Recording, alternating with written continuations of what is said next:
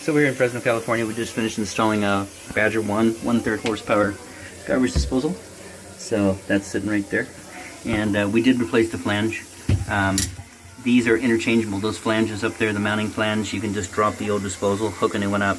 And I would imagine most plumbers do because it's a time saver. But I like to replace them. That way I know the installation's good. And you know, if you get a leak up around the flange, new disposal, and then you got to come back and do a service call, and I just don't like doing that. So anyways, brand new. We've tested it out. Got water running down it right now. Go ahead and shut that off. Actually I'm going to leave it running, just talk a little bit louder just because I want to check out this P-trap. Not a big fan of the Schedule 40 ABS P-traps, especially this design.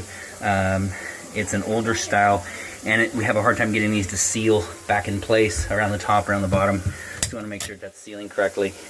As you can see, okay, no moisture right now, but everything is tight to tight. So your T, you got a 45 and no pipe in between, and then the trap. So there's no way to replace that. Even if what I would like to do, you know, typically in these situations underneath, I like to go ahead and cut out the old P-trap and put a tubular trap in. And this is all tubular pipe up here, all of that. And this is the Schedule 40 pipe. But we did go ahead and put a lot of pipe dope around here, and we can feel it right now, and it's holding pretty good. The existing tailpiece from the basket strainer is original to the home. Brass nut is theirs, tailpiece is theirs. This T was stripped out on the top portion. We tried to replace the nut. It wouldn't hold, so we just replaced the whole telescoping kit all the way over to the disposal.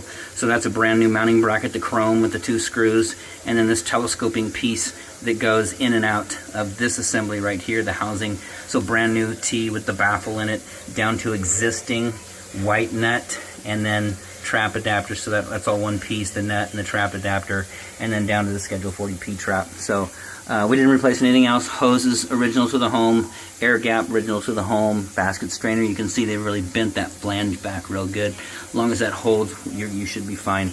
But we've run quite a bit of water down it right now, so there's no leaks, no runs, no errors. Outside of that, this installation is done.